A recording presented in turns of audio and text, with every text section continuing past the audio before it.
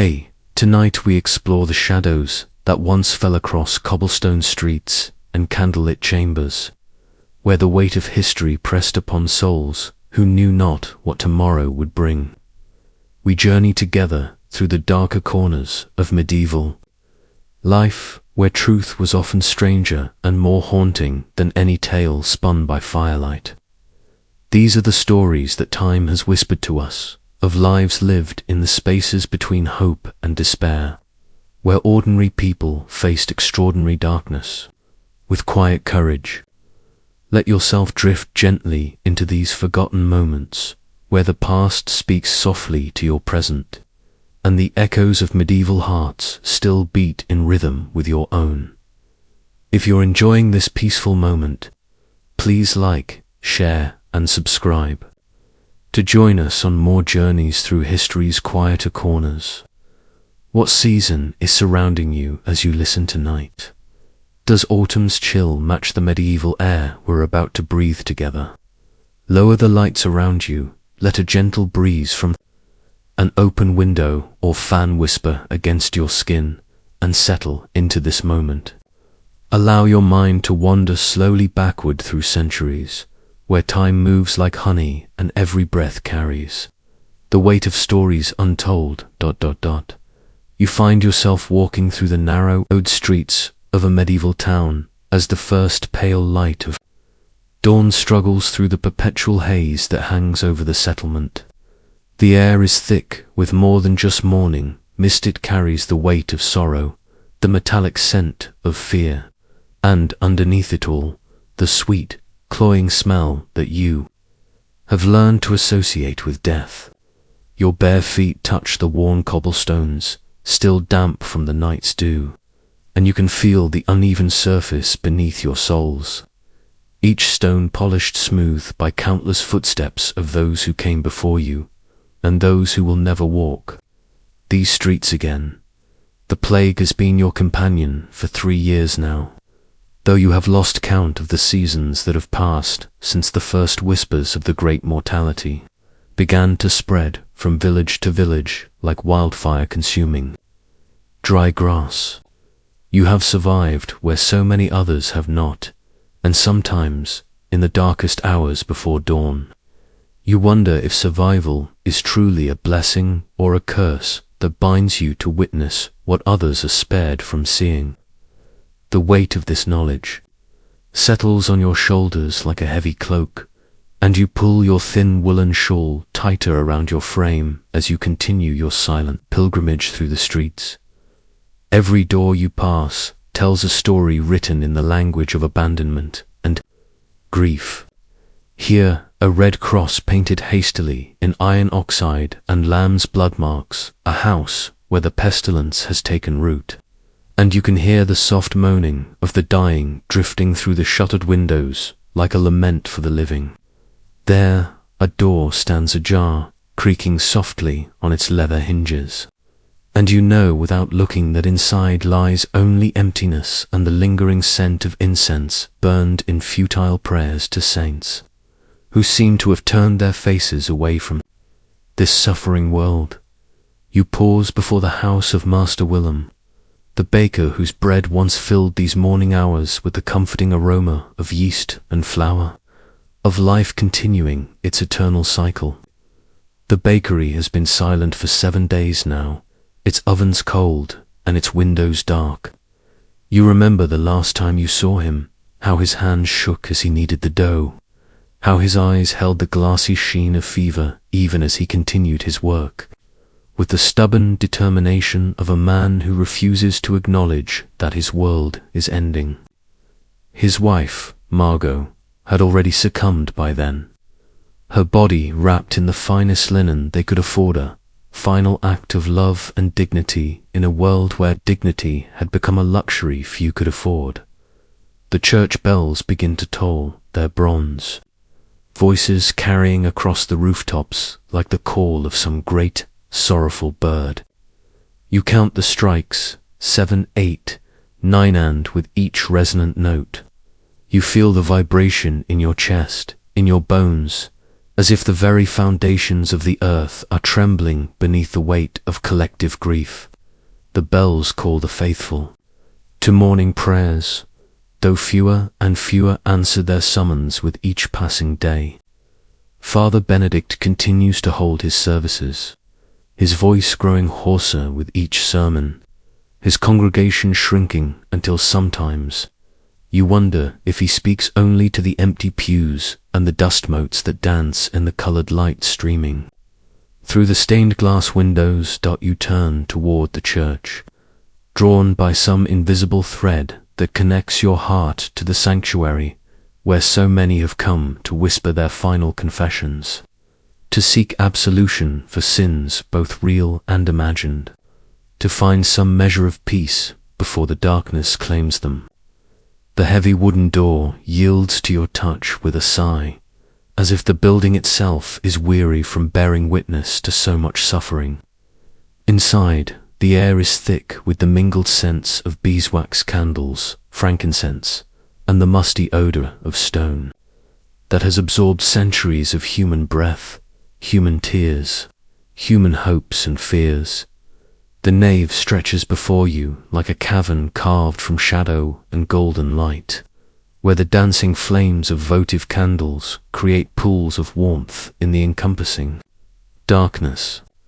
You can see the huddled figures of the faithful scattered throughout the pews, their heads bowed in prayer or exhaustion, their hands clasped so tightly that their knuckles have turned white with the effort of holding on to something faith, hope, or simply the desire to feel connected to something larger than their own mortality. Some of them cough softly, a sound that echoes off the vaulted ceiling like the whisper of autumn leaves. And you know that for many of them, this will be their last visit to this sacred space near the altar. You notice a young woman whose golden hair catches the candlelight like spun sunshine, though her face is pale as winter snow and her breathing comes in shallow, labored gasps. She clutches a small wooden cross to her chest, her lips moving in silent prayer, and you can see the tears that trace silver paths down her cheeks. She is perhaps 20 years old, though the plague has aged her beyond her years. And you recognize in her the same mixture of fear and acceptance that you have seen in so many faces during these dark times. She represents all the young lives that have been cut short, all the dreams that will never come to fruition, all the children who will never be born.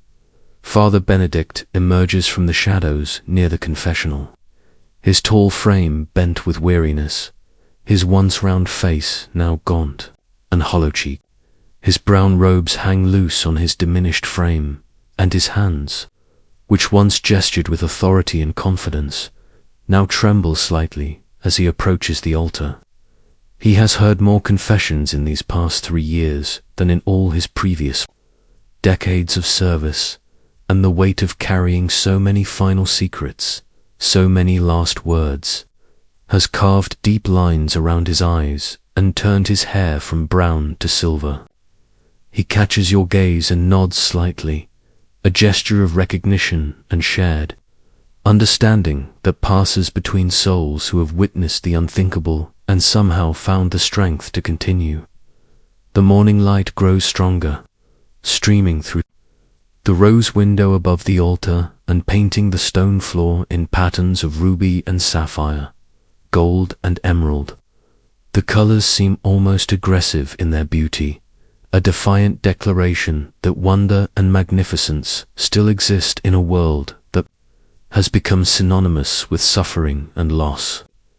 You watch as the light creeps across the floor, illuminating the worn stones where countless generations have knelt in prayer, and you feel a strange sense of continuity, as if you are part of an unbroken chain of human experience that stretches back to the very foundations of this sacred place. An old man shuffles past you, his gnarled hands gripping a walking stick carved from ash wood, his milky eyes fixed on some distant point beyond the physical world. He pauses at each station of the cross, his lips moving in prayers so familiar that they have become as natural as breathing. And you can see in his weathered face the acceptance that comes only to those who have lived long enough to understand that all things must pass, that even the greatest sorrows are temporary visitors in the grand sweep of eternity. His presence is comforting, a reminder that wisdom and peace can coexist with grief and loss. The young woman with the golden hair suddenly doubles over, her body racked with the violent coughing that has become the signature of the plague, and you watch as tiny droplets of blood stain the wooden cross she clutches so desperately. Father Benedict rushes to her side, his weathered hands gentle as he helps her sit up straight, his voice soft and reassuring as he whispers words of comfort that have been spoken in this place for hundreds of years. You can see the fear in her eyes, the desperate hope that mingles with the growing certainty that her time is running short. And you feel your own heart break a little more as you witness this intimate moment between the dying and the divine. The bells toll again, marking the passage of another hour in this endless cycle of loss and endurance. And you realize that you have been standing here for longer than you intended, drawn into the quiet drama of human suffering and human grace that plays out daily in this sacred space. The light has shifted, and now the stained glass windows cast their colored shadows across different parts of the church, creating a slowly changing kaleidoscope of beauty that seems to mock the permanence of death with its constant transformation. You take a deep breath, filling your lungs with the incense-heavy air, and offer your own silent prayer for all the souls who have passed through these doors seeking comfort, forgiveness, or simply the presence of something greater than themselves. As you prepare to leave this sanctuary, you notice a small side chapel where candles burn before a statue of the Virgin Mary, her painted face serene and compassionate, her arms outstretched in eternal welcome. The candlelight flickers across her features, creating the illusion of movement, as if she is breathing, as if she is alive and present in this moment of collective anguish. At her feet, someone has left a small bouquet of wildflowers, daisies, and forget-me-nots that must have been picked from the fields beyond the town walls, where life continues its ancient rhythms despite the human catastrophe unfolding within. The settlement. The flowers are wilting now, their petals beginning to curl and brown at the edges. But their presence speaks of hope and remembrance, of someone who believed enough in the power of beauty and devotion to venture outside the safety of the town walls to gather these simple gifts. You wonder who left them there, perhaps a grieving mother seeking intercession for a lost child, or a young man praying for the recovery of his beloved, or simply someone who needed to believe that acts of beauty and devotion still matter in a world that seems to have forgotten both beauty and divine love.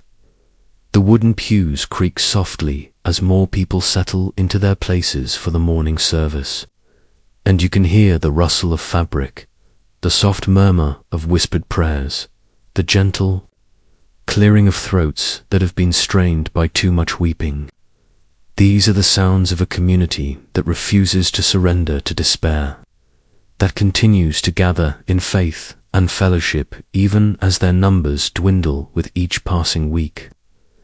There is something profoundly moving about their persistence, their refusal to let the darkness have the final word, their quiet insistence that the rituals of devotion and community continue even in the face of overwhelming loss. Father Benedict begins the service with words that have been spoken in this place for centuries, his voice carrying clearly through the vaulted space despite its hoarseness, and you can feel the collective exhale of the congregation as they settle into the familiar rhythms of prayer and praise. The Latin phrases roll off his tongue like water over stones, worn smooth by constant repetition. And even though many of the faithful do not understand the words, they respond with the practiced ease of those who have found comfort in ritual and tradition. The service becomes a meditation on continuity and endurance, a reminder that some things remain constant even when the world seems to be ending. You slip quietly from the church as the service continues, stepping back into the morning light that now seems almost blindingly bright after the soft candlelit interior. The air outside tastes different, somehow fresher, cleaner, though you know that the plague still lurks in every shadow, waits around every corner. The contrast between the sacred space you have just left and the harsh reality of the plague-ravaged streets creates a strange sense of dislocation, as if you have stepped between two different worlds that somehow occupy the same physical space. The market square, once the bustling heart of the town's commercial life, now stands mostly empty except for a few desperate vendors selling what little they can scrape together: wilted vegetables, stale bread, and the occasional piece of cloth or pottery salvaged from abandoned houses. The fountain in the center of the square still bubbles with clear water, its constant flow a reminder that some things continue regardless of human circumstance. And you can see how the morning light catches the water drops and transforms them into tiny prisms that scatter rainbow colors across the wet stones. The beauty of this simple sight seems almost defiant in its persistence, a small miracle that continues to unfold every day regardless of whether anyone is there. To witness it, you approach the fountain and cup your hands to drink from the cool, clean water, feeling it wash away the dust and anxiety that have accumulated in your throat during your morning wanderings. The water tastes of stone and sky, of rain that fell on distant mountains and streams that wound their way through valleys untouched by plague or pestilence. For a moment, as you drink, you can almost forget the present circumstances and imagine yourself in a different time, when the square was filled with merchants and farmers, when children played games around the fountain's edge, when the future seemed bright with possibility rather than shadowed by uncertainty. A woman approaches the fountain from the opposite side, her dark hair covered by a simple linen veil, her clothes well made but showing signs of wear and careful mending. She carries a wooden bucket, and you can see from the way she moves that she is tired not just physically, but emotionally, spiritually, in the way that comes from carrying burdens too heavy for one person to bear. She nods politely as she sees you, and you notice that her eyes hold the same mixture of weariness and determination that you have come to recognize in the faces of all the survivors, all those who have found reasons to continue living when death seems to offer the easier path. As she fills her bucket, you hear her humming softly a simple melody that you recognize as a children's lullaby, the kind of song that mothers have sung to their babies for generations beyond counting. The tune floats across the water's surface like a blessing, and you realize that this is her way of holding on to something beautiful, something that connects her to the time before the plague, to the children who may no longer be with her but whose memory lives on in the gentle rhythm of a half-remembered song. The lullaby becomes a prayer, a promise, a small act of rebellion against the darkness that has claimed so much of their world. The morning continues to unfold around you, marked by the gradual appearance of more survivors as they emerge from their houses to face another day of uncertainty and endurance. Each person carries their own story of loss and survival, their own collection of memories and fears, their own reasons for continuing to draw breath and put one foot in front of the other. You see it in the way they move, carefully, quietly, as if they are afraid that too much noise or too much confidence might attract the attention of the plague. might mark them as the next victim in this endless cycle of suffering. But you also see something else in their faces, something that gives you reason to hope. You see the stubborn persistence of life itself, the refusal to surrender completely to despair, the small daily acts of courage that keep communities and individuals functioning even in the darkest of times. You see it in the way they continue to care for each other, in the way they share what little they have, in the way they gather for worship and maintain the rituals that give structure and meaning to their days. You see it in their determination to preserve what they can of the world they once knew. Even as that world crumbles around them, the sun climbs higher in the sky, its light growing stronger and more confident, and you can feel its warmth beginning to penetrate the chill that has settled deep in your bones. The warmth is both physical and spiritual, a reminder that even in the darkest times, light continues to exist, that beauty and wonder have not been completely banished from the world. You lift your face to the sun and close your eyes, feeling the light play across your eyelids in patterns of gold and red, and for a moment you allow yourself to simply exist in this sensation of warmth and light, without thinking about the past or worrying about the future. When you open your eyes again, you see that the world around you has somehow become more vivid, more present. The colors seem deeper, the sounds more distinct, the very air more alive, with possibility.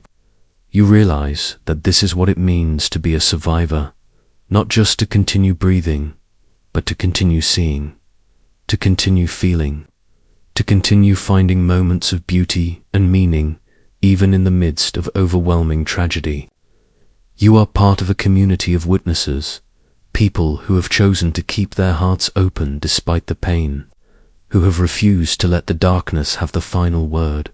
As the morning moves toward noon, you find yourself walking back through the narrow streets, but now they seem less threatening, less empty. You notice details that you missed before, the way morning glory vines have wound themselves around a broken fence, creating a curtain of purple flowers that nods gently in the breeze. You see a cat sitting in a sunny doorway, its fur clean and glossy, its eyes alert and curious. You hear the sound of someone singing behind shuttered windows, a voice that rises and falls with the confidence of someone who still believes in the power of song to heal and comfort. These small signs of continuing life fill you with a quiet joy that you had almost forgotten was possible. They remind you that the plague, terrible as it is, has not succeeded in destroying everything. Love still exists, beauty still flourishes, hope still flickers like a candle flame that refuses to be extinguished. The medieval world you inhabit may be dark and dangerous, but it is also filled with people who have found ways to create light. In the darkness, to build bridges of compassion across the chasms of loss, to keep the essential human traditions alive, even when survival itself seems impossible. And now, this story draws to a close. Take a deep breath as we gently move forward in time into the next chapter of your journey. The seasons have turned, and you find yourself in a different place, where the plague has passed but left behind a world transformed by loss, where new forms of darkness have taken root in the fertile soil of desperation and fear. You wake before dawn in the single room that serves as home for you and your family. The familiar ache in your back, reminding you of yesterday's labor in the Lord's fields, and the day before that, and all the days stretching back into the mists of memory. The straw beneath your thin mattress has compressed into hard lumps that press against your spine and ribs. But it is the only bedding you have known, and your body has learned to find rest even in discomfort. The air in the room is thick and close, warmed by the bodies of your sleeping family, your wife, your 3 surviving children, and your aged father, whose breathing rattles in his chest like pebbles in a leather pouch. Through the single small window, you can see the first pale suggestion of dawn touching the horizon, that grey light that precedes the sun and signals the beginning of another day of bondage. The window is covered with oiled parchment rather than glass, a luxury that belongs to the manor house visible in the distance, where real windows glitter like jewels in the morning light. The parchment glows softly as the light behind it grows stronger, and you can see the shadows of bare tree branches swaying in the wind, their movement hypnotic and somehow mournful, as if the very trees understand the weight of the burdens carried by those who shelter beneath them. You rise carefully, trying not to disturb the others, though you know that your wife is already awake. She always is, her sleep light and troubled, broken by the constant awareness that danger lurks in every shadow, that security is an illusion that people like you cannot afford to believe in. Her breathing changes slightly as you move, and you know she is listening, making sure that you are moving toward the beginning of another day rather than toward some calamity that might have crept into their lives while they slept. The fear never leaves completely, never allows for the deep, restorative sleep that comes only to those who have nothing to lose. The earthen floor is cold beneath your bare feet, and you can feel the dampness that seeps up from the ground below, a constant reminder that your house is built on soil that belongs to another man, that even the foundation of your home is not truly yours. You have worked this land for 20 years, as your father did before you, and his father before him. Yet you own nothing, not the ground beneath your feet, not the walls that shelter your family, not even the grain that grows from seeds you planted with your own hands. Everything belongs to Lord Aldrich, whose Norman ancestors took this land by force 3 generations ago, and whose descendants continue to hold it by right of birth and sword. You dress quickly in clothes that have been mended so many times that they are more patches than original fabric, garments that have been worn by your father and his father before him, passed down through generations of men who lived and died in service to lords they rarely saw, but whose power shaped every aspect of their daily existence. The wool is rough against your skin, scratchy and uncomfortable, but it is warm and sturdy, and you know that many in the village have less. The knowledge that you are better off than some offers little comfort, but it is the only comparison available to you, the only measure by which you can judge your own circumstances. Outside, the village is beginning to stir with the reluctant energy of people who know that their day will be long and difficult, but who have no choice but to face it. You can hear the soft lowing of cattle being led to pasture, the creak of cartwheels on rutted paths, the murmur of voices too low to distinguish words but clear enough to convey the mixture of resignation and determination that colors every conversation among the bondsmen. These are the sounds of a community that has learned to find strength in shared hardship, that has developed its own rhythms and rituals of survival within the larger framework of feudal oppression.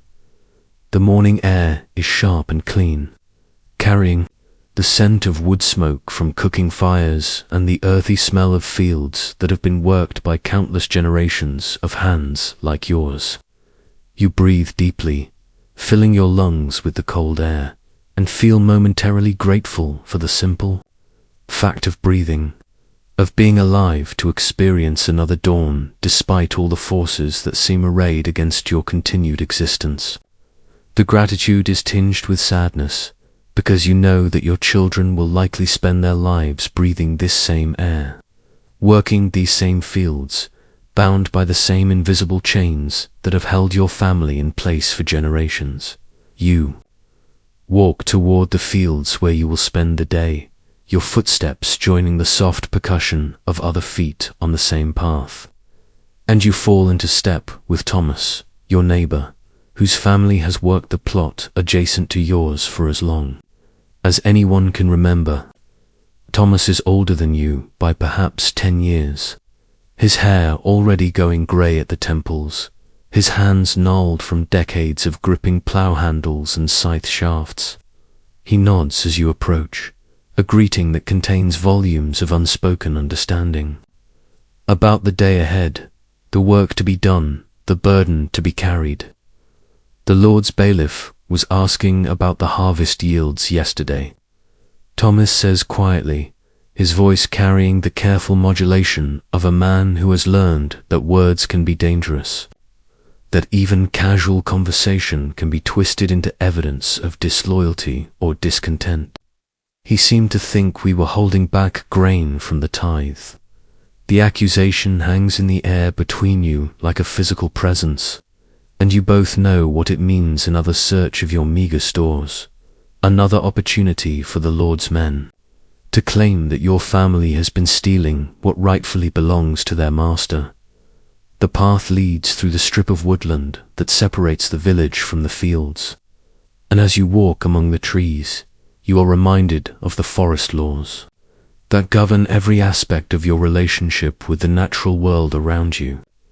The deer that darts through the underbrush, the rabbits that feed on the tender shoots, even the fallen branches that might provide fuel for your fire, all of it belongs to the Lord, and taking any of it without permission is a crime punishable by imprisonment, mutilation, or death.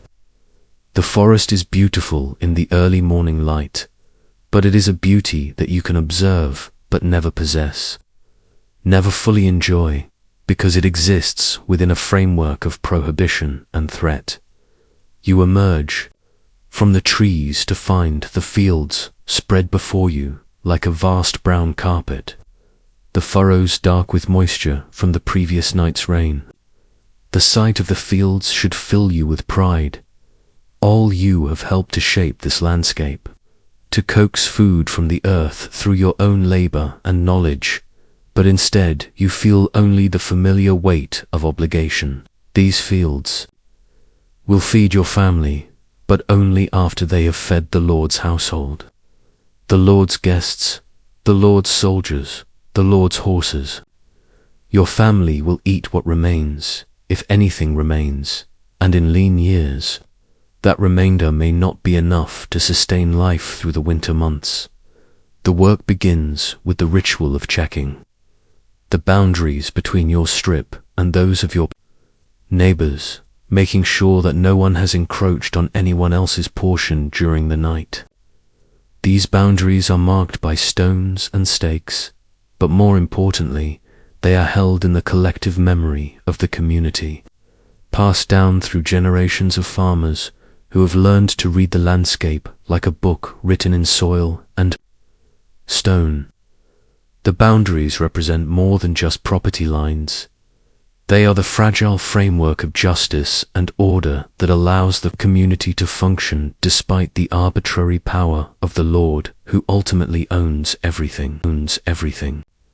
As you begin to work, your body settles into the familiar rhythms of agricultural labor, movements that have been refined over generations of practice and passed down from father to son like a sacred dance. Your hands know exactly how to grip the hoe handle, how to angle the blade to break up the soil without damaging the roots of the plants you are trying to protect. Your back learns to bend and straighten in the rhythm that will allow you to work for hours without collapsing from exhaustion. Your feet find their own path between the rows, avoiding the tender shoots while maintaining the steady forward progress that marks the difference between a productive day and a wasted one. The morning sun climbs higher, and you can feel its warmth, beginning to penetrate the chill that has settled in your bones during the long, cold night. The warmth is welcome, but you know that by midday, the sun will become an enemy. beating down on your head and shoulders with merciless intensity, drawing the moisture from your body and leaving you dizzy and weak. There is no shade in the fields, no relief from the sun's assault, except for the brief respite offered by the occasional cloud that drifts across the sky, like a ship sailing through an ocean of blue. You have learned to work despite the sun, to continue your labor even when your vision blurs and your hands shake from exhaustion and heat around midday. The Lord's bailiff appears at the edge of the field, his horse picking its way carefully. Between the furrows, his fine clothes a stark contrast to the rough garments worn by the bondsman. The bailiff is a man of perhaps 40 years, well-fed and smooth-faced, with soft hands that have never known the bite of a hoe handle or the ache of a bent back. He surveys the field with the calculating gaze of a merchant evaluating goods for sale, and you can see him making mental notes about the progress of the work, the condition of the crops, the productivity of the men under his supervision. "You there?" the bailiff calls, his voice carrying the casual authority of a man who has never doubted his right to command others. The Lord requires an additional day's work from each household this week. The manor's roof needs repair before the winter rains begin. The announcement falls over the field like a shadow, and you can see the shoulders of your fellow bondsmen sag slightly as they absorb the implications. Another day away from your own plot. Another day when your family's food supply will suffer for the sake of the Lord's comfort. But there is no possibility of refusal, no appeal to a higher authority, no recourse except submission and the hope that somehow you will find a way to make up for the lost time. The bailiff's horse snorts and tosses its head, eager to be away from the smell of common laborers and their sweat, and you watch as the animal's sleek flanks quiver with barely contained energy. The horse is beautiful, well-fed and carefully groomed, its coat shining in the sunlight like polished metal. It represents everything that you will never have: freedom, beauty, power, the ability to move through the world without asking permission or fearing consequences. The horse belongs to the same world as the Lord and his family, a world where choices exist, where comfort is assumed rather than desperately sought, where the future holds possibility rather than simply the repetition of the past. As the bailiff rides away, you return to your work with the bitter taste of resentment in your mouth, but you have learned to swallow such feelings, to bury them deep where they cannot be seen or detected by those who would use them as evidence of disloyalty. The resentment burns in your chest like a coal, but you have learned to live with the burning, to channel it into the steady rhythm of your work, to use it as fuel for the endurance that keeps you moving forward when everything else tells you to stop. The resentment is dangerous, but it is also necessary. It is the only thing that belongs entirely to you, the only possession that the Lord cannot claim or confiscate. The afternoon passes in a haze of heat and repetitive motion, your body moving automatically through the familiar sequence of tasks, while your mind wanders to thoughts of escape, of freedom, of the life you might have lived if you had been born into different circumstances.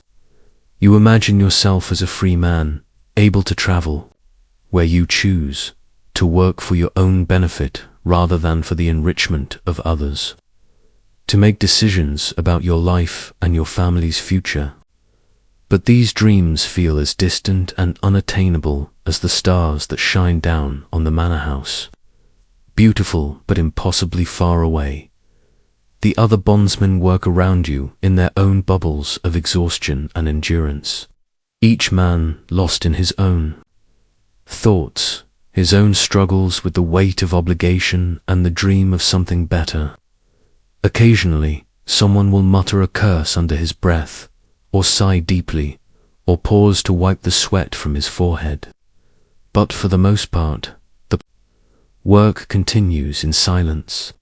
marked only by the rhythmic sound of tools striking earth and the distant cries of birds wheeling overhead. The silence is not empty, it is full of the things that cannot be said, the feelings that cannot be expressed, the dreams that cannot be shared without risking punishment or worse. As the sun begins its descent toward the western horizon, painting the sky in shades of orange and pink that seem to mock the brown monotony of the fields. You hear the church bells calling the faithful to evening prayers. The sound drifts across the landscape like a blessing, and you feel a moment of gratitude for the reminder that there is something beyond the immediate concerns of survival and labor. The church offers the promise of salvation, of a world beyond. This one where justice and mercy reign supreme, where the last shall be first and the meek shall inherit the earth. It is a promise that sustains many in the village, though you sometimes wonder if it is simply another form of bondage. Another way of keeping people content with their circumstances by promising them rewards in the next life rather than justice. In this one, the workday finally ends as the shadows grow long and the air begins to cool, and you join the stream of tired men walking back toward the village. Your tools carried over your shoulder like the weapons of defeated soldiers. Your body aches in ways that have become so familiar that you hardly notice them anymore. The sharp pain between your shoulder blades, the burning sensation in your lower back, the tender spots on your hands where new blisters have formed over old calluses. These aches are the price of survival, the toll exacted by a system that values your labor but not your comfort, your productivity but not your humanity. The village comes into view as you crest the small hill that overlooks the collection of houses clustered around the church and the manor house, and you can see the smoke rising from cooking fires, the warm glow of candlelight beginning to appear in windows as families gather for their evening meals. The sight fills you with a complex mixture of emotions: relief at the prospect of rest and food, love for the family that awaits you, and a deep sadness at the knowledge that this scene will repeat itself tomorrow, and the day after that, and for as many days as you are able to work. The village represents safety and community, but it is also a prison whose walls are made of tradition and law, rather than stone and iron. Your wife meets you at the door of your house, her face showing the strain of another day spent wondering whether you would return safely, whether the bailiff would bring news of some new burden or punishment, whether the children would have enough to eat for supper. She takes your tools from your hands and sets them carefully in their place beside the door, a small ritual that marks the transition from the world of labor to the world of family, from the public space where you belong to the Lord to the private space where you belong to those you love. Her touch is gentle but tired, and you can see in her eyes the same mixture of resignation and determination that you see in your own reflection. When you catch sight of yourself in the surface of a still pond, the evening meal is simple bread, baked from coarse flour, a thin soup made from vegetables grown in the small plot behind your house, and a small portion of cheese that your wife has managed to save from the previous week's rations. The food is plain but nourishing, and you eat it with the gratitude of a man who knows that not everyone in the village will have as much. Your children eat quietly, their eyes bright with the simple pleasure of being fed, of being warm, of being together as a family at the end of another day. These moments of peace and togetherness are precious beyond measure, small islands of joy in an ocean of hardship and uncertainty. After the meal, you sit by the fire with your father, listening to him tell stories of his own youth, of the days when the old lord was still alive and the burdens were perhaps lighter, or at least more predictable. His voice is soft and cracked with age, but his memory is still sharp. and his stories transport you to a time when the world seemed larger and more full of possibility. He speaks of feast days when the Lord would distribute gifts to the bondsmen, of harvests so abundant that everyone had enough to eat through the winter, of young men who managed to earn their freedom through acts of bravery or exceptional service. The stories may be embellished or entirely fictional, but they serve their purpose. They remind you that change is possible, that the current circumstances are not necessarily permanent, that hope can survive even in the darkest of times. As the fire burns lower and the family prepares for sleep, you step outside for a moment to breathe the cool night air and look up at the stars that shine with the same light that is comforted countless generations of bondsmen and free men alike. The stars are beautiful and eternal, unchanged by the petty concerns of lords and peasants, unaffected by the rise and fall of kingdoms and empires. They remind you that you are part of something larger than your own circumstances, that your life has meaning even if that meaning is not immediately apparent, that the love you feel for your family and the bonds you share with your community are as real and as valuable as any treasure, hoarded by the rich and powerful. The night is quiet except for the distant sound of owls calling from the forest, and the soft rustle of wind through the thatch of your roof. You can see lights still burning in the manor house, and you wonder what the Lord and his family are doing at this hour, perhaps enjoying wine and entertainment, perhaps planning new ways to extract more wealth from their lands and their bondsmen, perhaps simply taking for granted the comfort and security that their position provides. The distance between your life and theirs seems as vast as the distance between Earth and stars, but you remind yourself that they too are mortal, that they too will one day face the same ultimate questions about the meaning and value of their existence.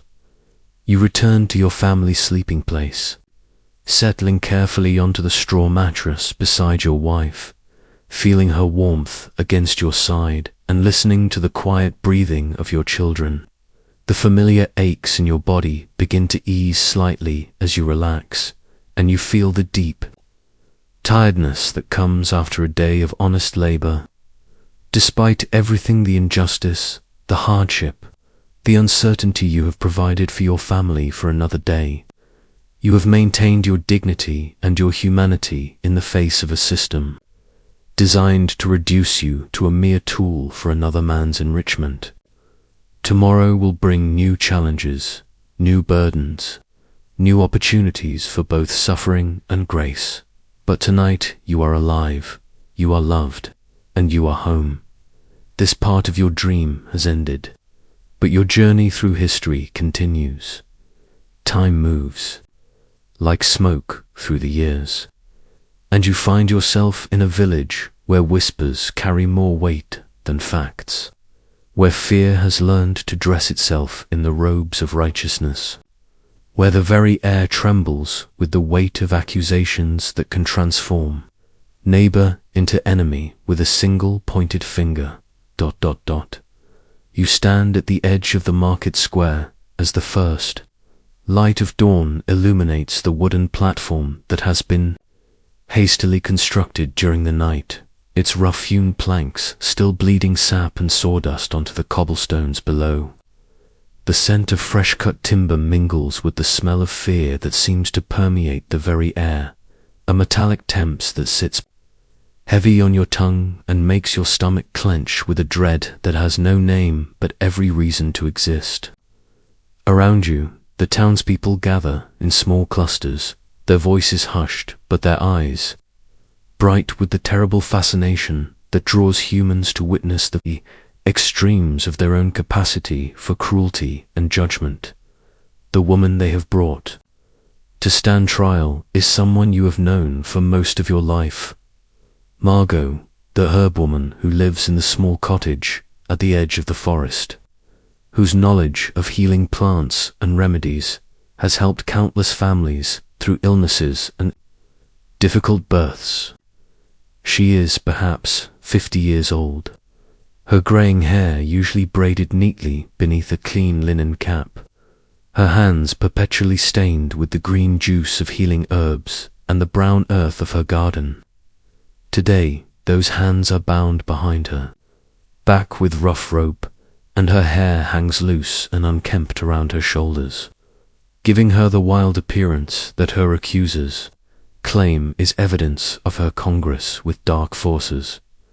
The charges against her are spoken in the formal Latin of the church court, but their meaning is clear enough to everyone gathered in the square. She is accused of practicing maleficium harmful magicov, causing the death of livestock through evil spells, of cursing the harvest to fail, of flying through the night to attend sabbats where she dances with demons and renounces her Christian faith. The accusations are read in the sonorous voice of Brother Augustine, the travelling inquisitor who arrived in the village 3 days ago with a retinue of clerks and guards. His authority derived from powers so distant and mysterious that they might as well be divine.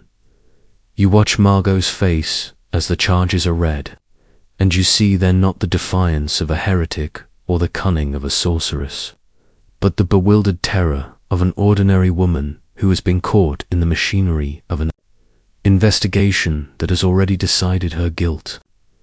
Her lips move silently, and you realize she is praying not to demons or dark forces, but to the same God worshipped by her accusers, the same Christ whose image hangs on the cross above the altar where she has knelt in devotion every Sunday for as long as anyone can remember. The irony is lost on most of the crowd, but it strikes you with the force of a physical blow. This evidence of how thoroughly fear can blind people to the most obvious truths. The evidence against her is presented with meticulous care, each accusation supported by the testimony of witnesses who seem to have discovered their knowledge of her crimes only after the Inquisitor's arrival. Thomas Miller claims that his grain began to spoil the very day after he refused to give Margot credit for herbs to treat his sick wife. Sarah, the baker's daughter, swears that she saw Margot speaking to a black cat in the forest, and everyone knows that cats are the familiar spirits of witches. Most damning of all, young Peter, the shepherd's son, claims that he witnessed Margot transform herself into a raven and fly away into the night sky. Though when pressed for details, his story changes with each telling, growing more elaborate and less believable as the morning progresses. You know these people, these witnesses who now speak against Margot with such certainty and conviction. Thomas Miller is known throughout the village for his quick temper and his tendency to blame others for his own failures. Sarah's daughter is a flighty girl who delights in being the center of attention and has been caught in lies before. Peter's son is barely 12 years old, impressionable and eager to please adults who seem to value his testimony. Under normal circumstances, none of these people would be considered reliable witnesses to anything more significant than the weather.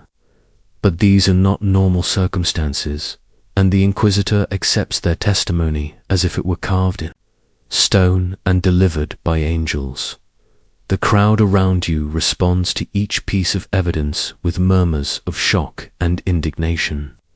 But you can hear the undercurrent of uncertainty in their voices, the hesitation that suggests not everyone is convinced by what they are hearing. These people know Margot as you do. They have seen her tend to sick children with patient gentleness, watched her share her knowledge freely with anyone who asked, witnessed her devotion to the church and her generosity to those in need. But fear is a powerful force, and the Inquisitor's presence has transformed familiar doubts into dangerous heresies. To defend Margot now would be to risk sharing her fate, and everyone in the square understands this calculus of survival. Brother Augustine himself is a figure who seems designed to inspire both awe and terror. He is a tall man with a gaunt face, and deep-set eyes that seem to burn with an inner fire of certainty and purpose. His Dominican habit is spotless despite his travels, and he moves with the measured grace of someone who has never doubted his own righteousness or questioned his authority to determine the fate of others. When he speaks, his voice carries the weight of absolute conviction, and his words are chosen with the precision of a master craftsman selecting tools for a delicate and important task. He speaks of the devil's cunning, of the way evil disguises itself as good, of the necessity of rooting out corruption before it can spread and contaminate the entire community. The theological arguments he presents are complex and learned, drawing on centuries of church doctrine and the writings of saints and scholars whose names carry the weight of divine authority. He explains how the devil seeks to undermine God's creation by corrupting those who appear most innocent and holy, how witches are especially dangerous because they use their seeming piety to mask their true allegiances, how the community's safety depends on the willingness of good Christians to recognize and report the signs of diabolical influence. His logic is internally consistent and supported by references to scripture and church law, but it creates a world where any unusual occurrence can be interpreted as evidence of witchcraft, where any act of kindness or healing can be as manipulation and deception. As the morning progresses and the heat of the sun begins to beat down on the assembled crowd, you notice how the atmosphere in the square begins to shift and intensify. What began as curiosity and uncertainty gradually transforms into something more dangerous, a kind of collective fever that feeds on itself and grows stronger with each accusation, each nod of agreement, each murmur of condemnation. The crowd becomes a single organism animated by fear and righteous anger, and individuals who might have spoken in Margot's defense find themselves swept along by the emotional current that now dominates the square. The process of determining guilt follows, procedures that have been refined over generations of inquisitions, each step designed to elicit either confession or evidence of stubborn heresy. Margot is asked to recite the Lord's Prayer and the Apostles' Creed, and when she does so perfectly, the Inquisitor explains that the devil is cunning enough to teach his servants the proper words while keeping their hearts firmly in his grasp. She is asked to explain various accusations against her, and when she denies them, her denials are interpreted as further evidence of her guilt after all.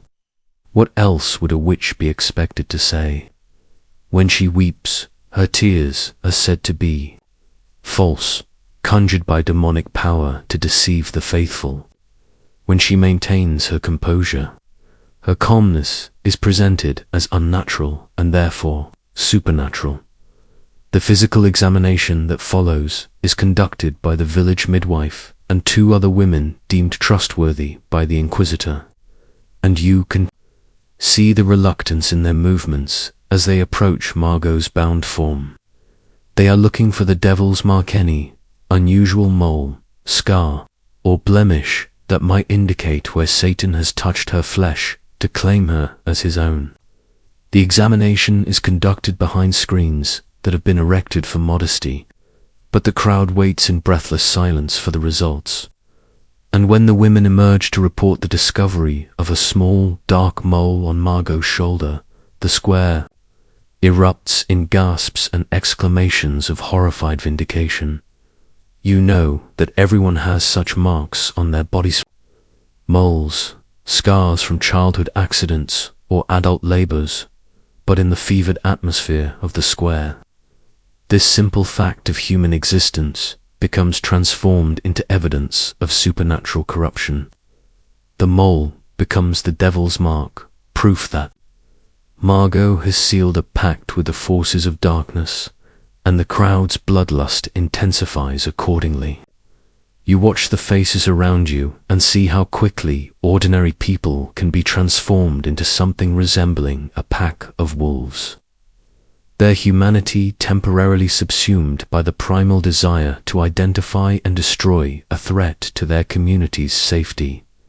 The final test is the most terrible of all, the ordeal by water, which will determine once and for all whether Margot is innocent or guilty. The logic is simple and perfect in its circularity. An innocent person will sink and drown, proving their innocence but losing their life, while a guilty person will float, kept buoyant by the devil's power, but thereby proving their guilt and earning a more prolonged and public death. The pond at the edge of the village has been blessed by Brother Augustine, transforming it into a sacred instrument of divine justice. And the crowd follows the procession from the square to the water's edge with the solemnity of pilgrims approaching a holy shrine. The water is dark and still, reflecting the clouded sky above like a mirror that shows the heavens themselves watching and waiting for the truth to be revealed. Margot is bound hand and foot and lowered into the pond by ropes held by the Inquisitor's assistants, and you can see the terror in her eyes as the water closes over her head.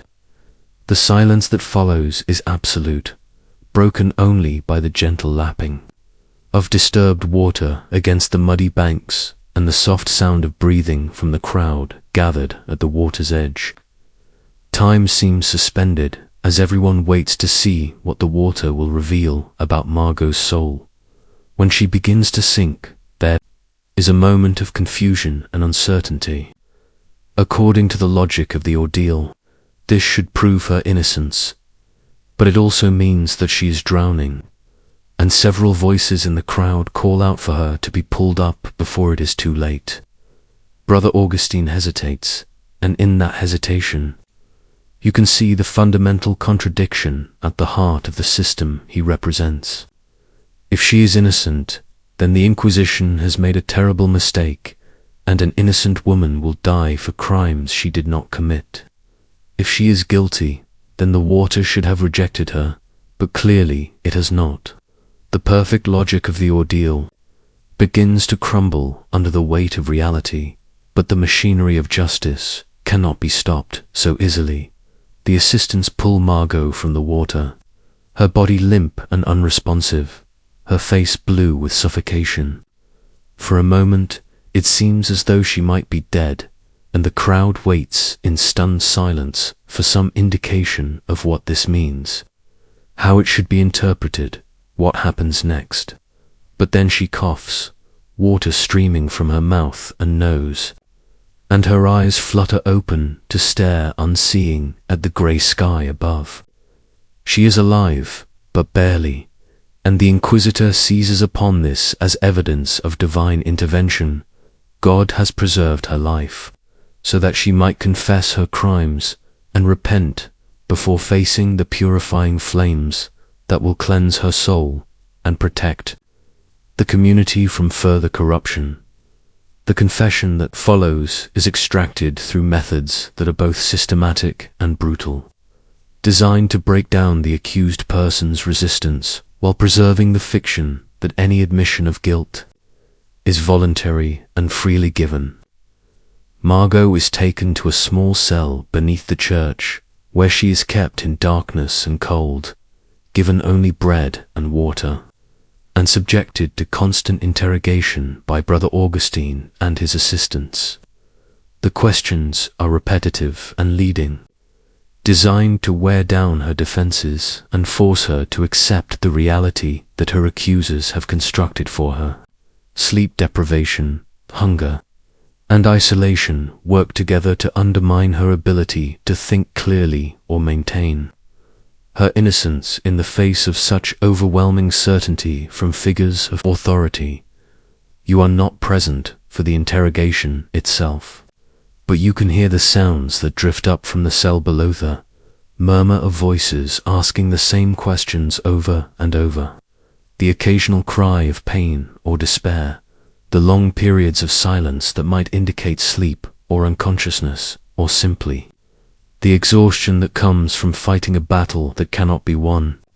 The sounds create a constant backdrop to the daily life of the village, a reminder that the machinery of justice is at work, that the community is being protected from the forces of darkness, that the price of safety is the willingness to sacrifice those who have been marked as dangerous. After 3 days and nights of questioning, Margot finally confesses. The confession is read aloud in the square, and its contents are both more and less than what the crowd expected. She admits to practicing witchcraft, to making pacts with demons, to causing harm to her neighbors through supernatural means. But the details of her confession are vague and contradictory, and anyone listening carefully can hear the echo of the Inquisitor's questions in her answers. The way her words seem to have been shaped by the expectations of her interrogators, rather than drawn from her own experience or memory. The confession has the quality of a story that has been told so many times that it has become true through repetition, regardless of what actually happened. The sentence is death by burning, to be carried out immediately while the community is still unified in its condemnation of the accused. The pyre is built in the center of the square, its wood carefully selected and arranged to burn hot and fast, to consume the witch's body completely and prevent any possibility that fragments of her remains might be used by other practitioners of dark magic. The construction of the pyre becomes a community effort, with even children contributing small pieces of kindling, and the collective participation serves to distribute the moral responsibility for what is about to happen among all the members of the community. As the hour of execution approaches, you find yourself torn between the desire to witness this final act of the drama that has consumed the village and the equally strong desire to flee, to be anywhere else when the flames begin to consume someone you have known and respected for most of your life. The crowd that gathers to watch the burning is larger than the one that witnessed the trial, drawing people from neighboring villages who have heard about the witch and want to see justice done. The atmosphere is festive in a way that makes your stomach turn. Vendors selling food and drink, children playing games between the legs of adults, young men and women using the occasion as an opportunity for flirtation and courtship. Margot is brought to the pyre just as the sun reaches its zenith, her body supported by guards because she can barely walk after her days of imprisonment and interrogation. She has been dressed in a simple white shift that emphasizes her frailty and humanity, and her hair has been cropped short to prevent it from catching fire too quickly and shortening her suffering. Her face is gaunt and marked by exhaustion, but her eyes are clear and focused, and when she looks out at the crowd, you can see that she recognizes many of the faces gathered to watch her die. The recognition is mutual, and you can see some people in the crowd looking away, unable to meet her gaze, suddenly reminded that the figure being led to the stake is not an abstract symbol of evil but a real person, whom they have known and interacted with for years. Brother Augustine offers her one final opportunity to confess additional crimes and name other witches who might be working in the area.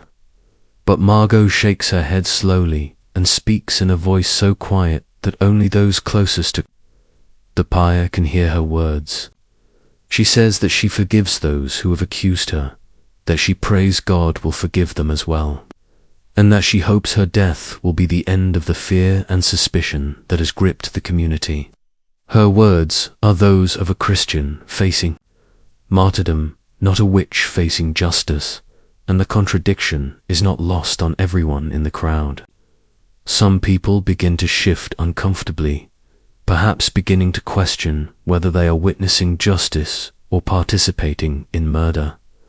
The fire is lit by Brother Augustine himself, who approaches the pyre with a burning torch and speaks a prayer for the purification of the accused and the protection of the community. The flames catch quickly in the dry kindling at the base of the pyre, and within moments they are climbing toward the platform where Margot stands bound to the central post. The sight of the fire seems to transform the crowd once again, and the uncomfortable questions and doubts that had begun to surface are swept away by the primal fascination of watching flames consume human flesh. The crowd becomes a single organism again, unified by the shared experience of witnessing ultimate punishment, ultimate justice, ultimate power over life and death. The flames reach Margot's feet and begin to consume the white shift she wears, and you can see her body convulse with pain even as her lips continue to move in what you assume is prayer. The smoke begins to rise in thick, black columns that drift across the square and make people cough and cover their faces, but no one moves to leave. The spectacle holds them in place, transfixed by the terrible beauty of destruction, by the awesome power of the community to decide who lives and who dies, by the satisfaction of seeing evil punished and danger eliminated. The flames climb higher, and Margot's voice can no longer be heard above the roar of the fire, though you can still see her lips moving until the smoke becomes too thick to penetrate.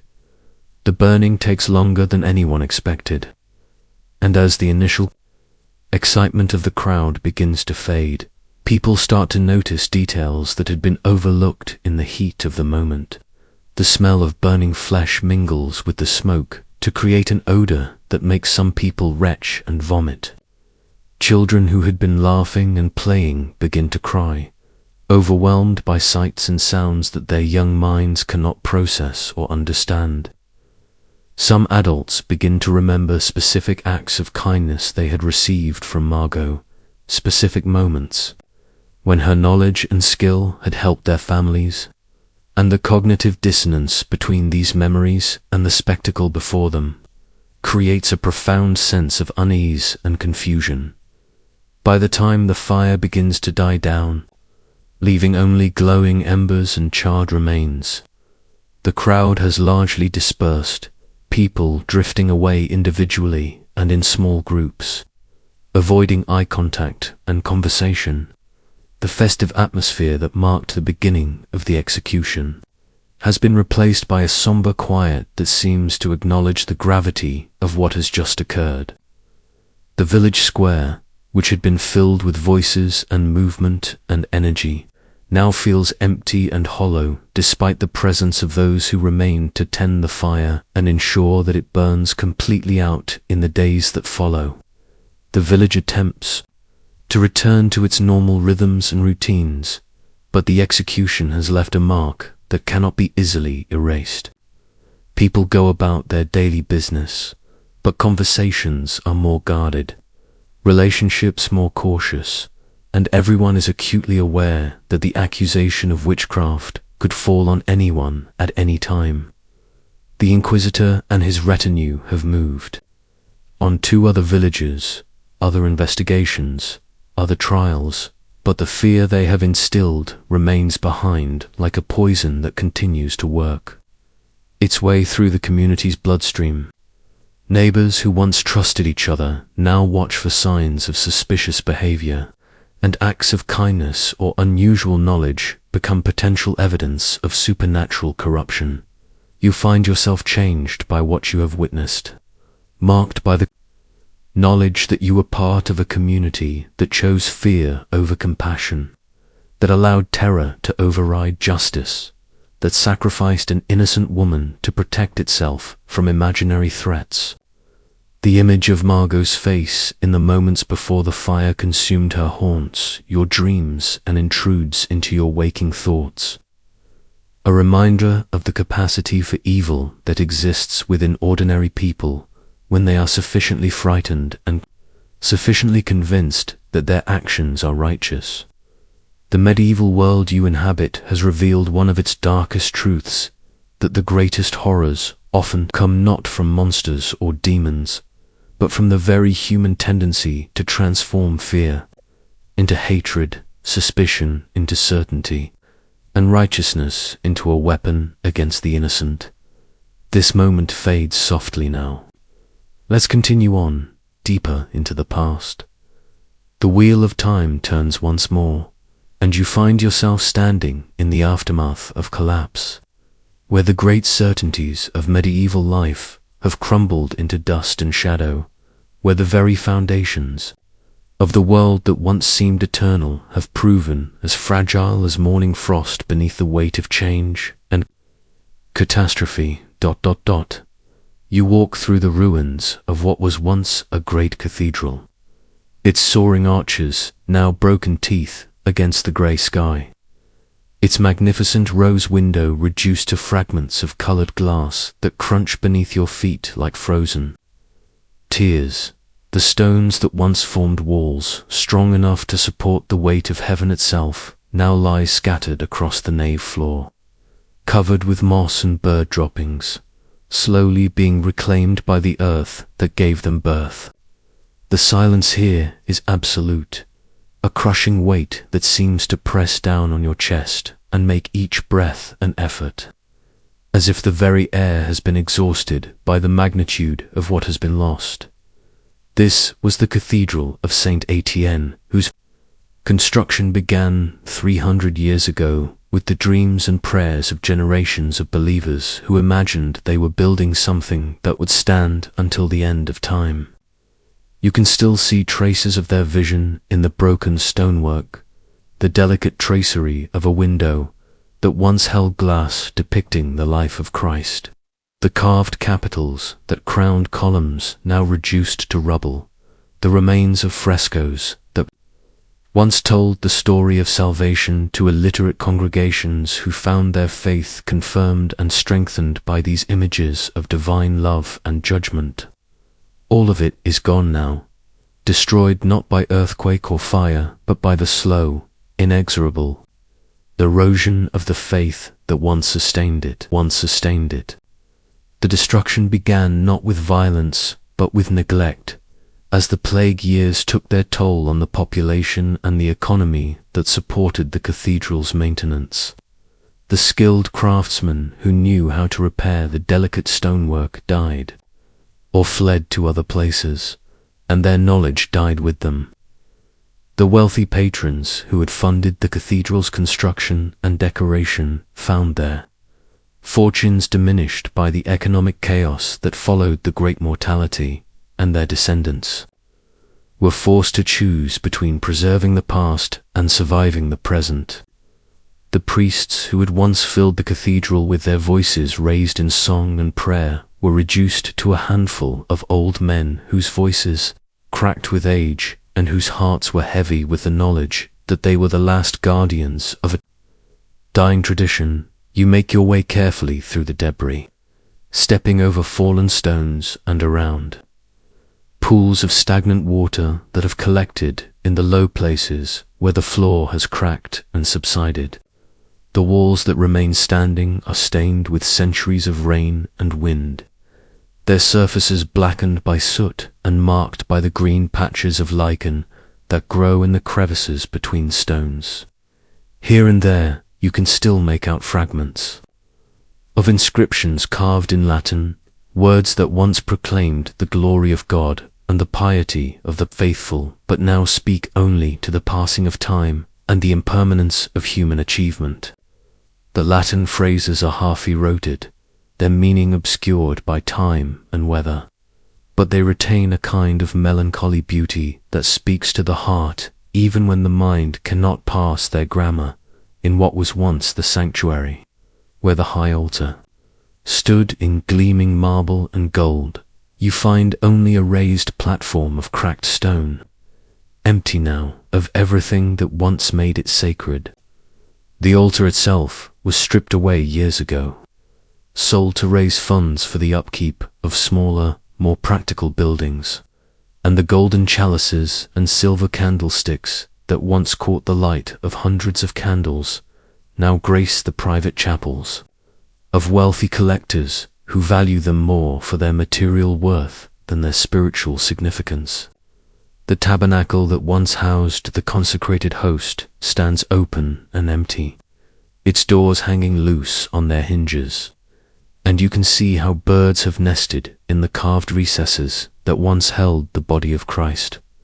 The choir stalls, where monks once gathered 8 times a day to sing the divine offices, are rotting away, their carved wooden surfaces soft with decay and shot through with the tunnels of wood-boring insects.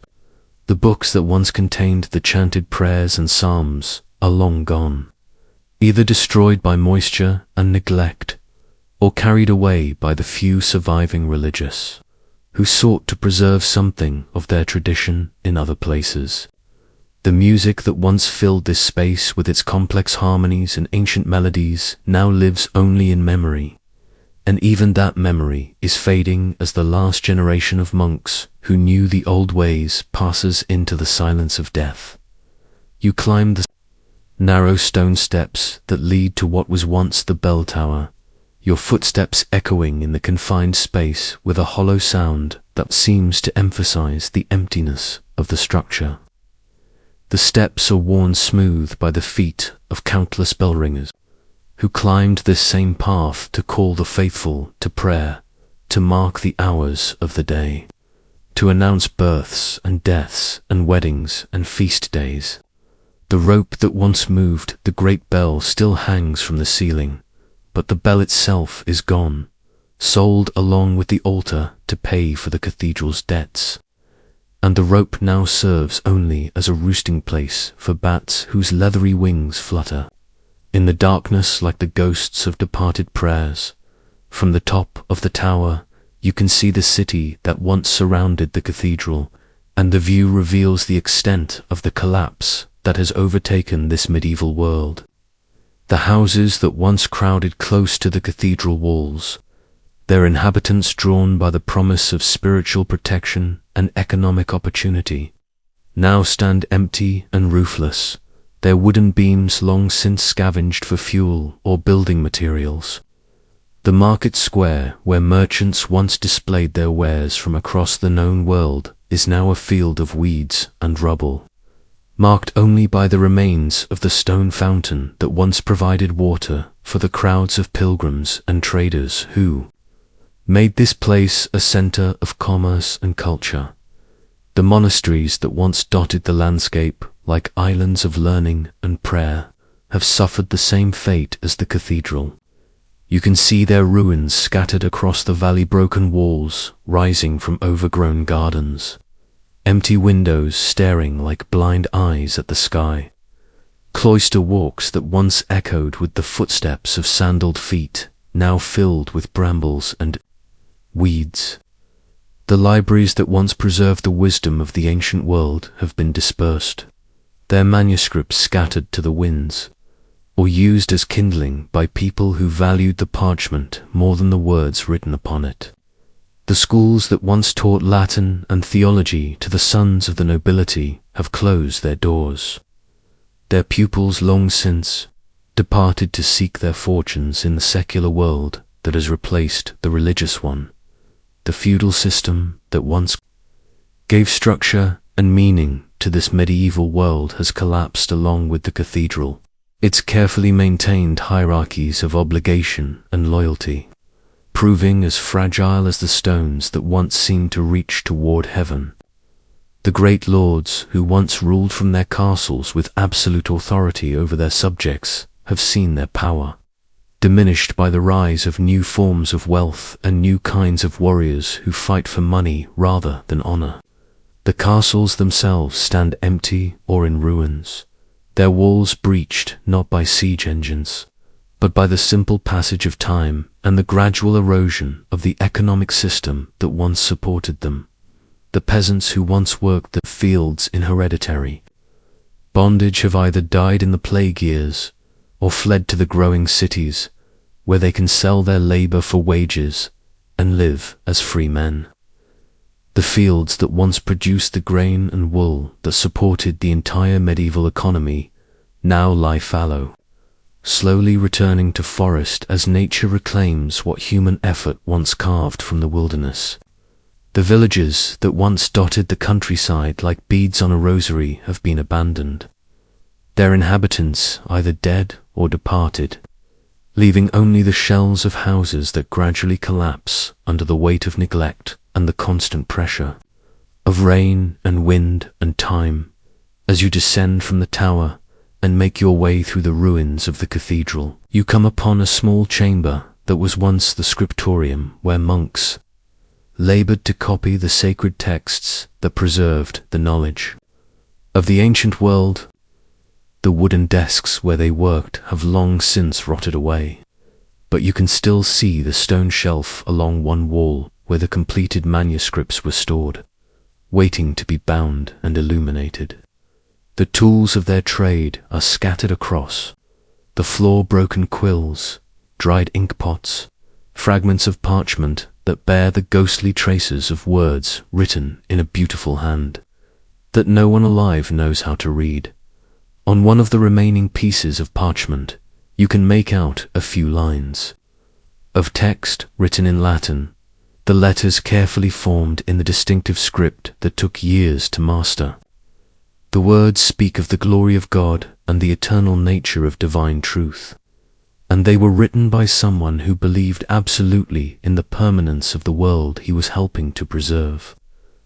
The irony is not lost on you. These words about eternity are written on material that is crumbling away, in a building that is falling down, in a civilization that has already passed into history. The manuscript represents the medieval faith in the possibility of creating something lasting, something that would connect the present to the past and the future. But it also demonstrates the fundamental fragility of all human endeavor. Outside the cathedral, you walk through what was once the town that grew up around the sacred site, its streets laid out in the haphazard pattern that reflects centuries of organic growth rather than planned development. The houses that once sheltered craftsmen and merchants, pilgrims and priests, are now empty shells open to the sky, their walls slowly crumbling back into the earth from which they came. The workshops where skilled artisans once created the beautiful objects that adorned the cathedral, carved stone, stained glass, illuminated manuscripts, golden chalices, are silent now, their secrets lost along with the masters who once practiced them. In the ruins of what was once a prosperous inn, you find the remains of the great fireplace where travelers once gathered to warm themselves and share news from distant places. The hearthstone is cracked and blackened, and weeds grow up through the gaps in the floor. But you can still imagine the scene as it once was, the room filled with the warmth of the fire and the buzz of conversation, merchants displaying their wares, pilgrims sharing tales of miraculous cures and divine visions, local people gathering to hear news of the wider world. The inn represented one of the most appealing aspects of medieval life, the sense of community and connection that could develop among strangers brought together by shared faith and common purpose. The cemetery that once surrounded the cathedral has become a wild garden where the tombstones and monuments stand like ancient trees in a forest of memories. The inscriptions on the stones are worn smooth by centuries of weather, but here and there you can still make out names and dates, brief records of lives lived and lost in the shadow of the great church. The graves hold the remains of bishops and peasants, merchants and monks, all united in death as they were supposedly united in life by their common faith and their shared hope for salvation. But the democracy of the grave seems hollow now, when the very beliefs that once gave meaning to their lives and deaths have been abandoned by their descendants. Among the tombstones, you find a memorial to Brother Francis, who served as the cathedral's chronicler for 40 years and left behind a detailed record of daily life in the monastery and the town. His chronicle, written in the same careful script you saw in the scriptorium, tells the story of the cathedral's construction and the community that grew up around it. He recorded the names of generous patrons and the amounts of their donations, the dates of important religious festivals and the miracles that were said to have occurred on the cathedral grounds, the visits of important dignitaries and the ceremonies that marked the passage of the seasons. His chronicle is a love letter to a world that he believed would endure forever, a testament to the power of faith and community to create meaning and purpose in human life. But Brother Francis also recorded the beginning of the end, though he did not recognize it as such at the time. His later entries speak of the plague years, of the deaths of his fellow brothers, of the difficulty of maintaining the cathedral's services with a dwindling congregation and shrinking resources. He wrote of the young men who no longer came to join the monastery, of the wealthy families who could no longer afford to make generous donations, of the pilgrims who stopped coming as travel became dangerous and faith became less certain. His final entries, written in a shaking hand that betrays his advanced age and failing health, speak of his fear that the tradition he had devoted his life to preserving might not survive his own death. The fear proved justified. Within a generation of Brother Francis's death, the monastery was abandoned. Its remaining brothers scattered to other houses or returned to the secular world. The cathedral continued to function for a few more decades, served by a handful of secular priests who struggled to maintain its services with minimal resources. But it was clear to everyone that the great age of faith that had built this monument was coming to an end. The new world that was emerging from the ashes of the medieval one had different values, different priorities, different ways of understanding the relationship between God and humanity, and there was no place in it for the kind of monumental faith that had created the cathedral. As the afternoon light begins to fade and the shadows lengthen across the ruins, you feel the weight of all the dreams that died with this medieval world. The cathedral represents more than just a building. It embodies the hopes and fears, the faith and certainty, the sense of purpose and meaning that once animated an entire civilization. The people who built it believed they were creating something eternal, something that would stand as a testament to the power of faith and the reality of divine love. They poured their wealth and their labor, their artistic genius and their spiritual devotion into this monument, confident that future generations would continue their work and preserve their legacy. But the future proved different from what they had imagined. The certainties that once seemed as solid as stone proved to be as fragile as glass, and the faith that once moved mountains was gradually eroded by doubt and indifference. The medieval world died not with a bang but with a whimper, not in a great catastrophe but in a slow decline that robbed it of energy and purpose until only the shells of its great achievements remained. The cathedral stands as a monument not just to medieval faith but to the impermanence of all human endeavor, a reminder that even the greatest works of art and architecture, the most powerful institutions and traditions, are subject to the same processes of decay and dissolution that affect everything else in the natural world. Yet there is something beautiful about these ruins, something that speaks to the enduring power of human aspiration even in the face of ultimate failure. The cathedral may be broken and abandoned, but it once existed in all its glory, once sheltered a community of believers, once rang with the voices of those who found in it a connection to something greater than themselves. The medieval world may have passed away, but it left behind a legacy of art and literature, philosophy and theology that continues to inspire and challenge those who encounter it. The dreams that built this cathedral may have died, but they were magnificent dreams, and the fact that they were dreamed at all is a testament to the extraordinary capacity of human beings to reach beyond the limitations of their circumstances. and create something beautiful and meaningful from the raw materials of existence.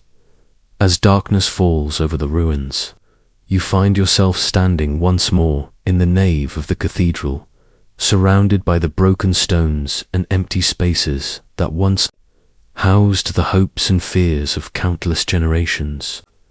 The silence is profound, but it is not empty.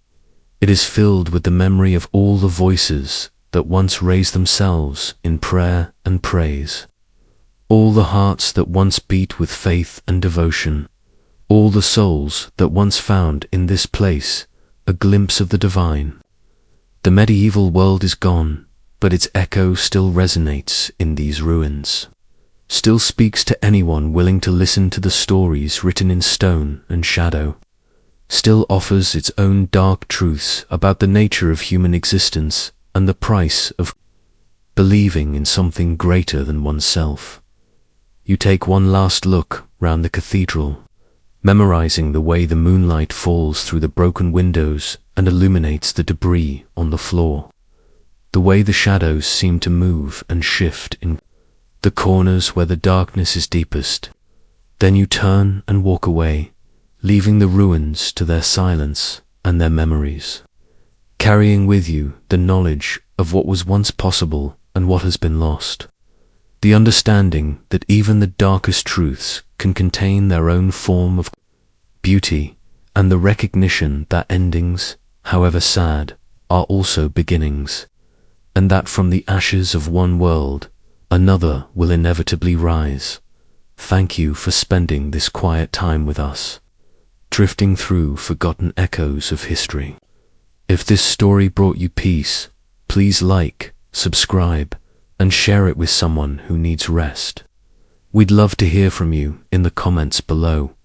Until next time, sleep well, dream softly, and good night, and good night.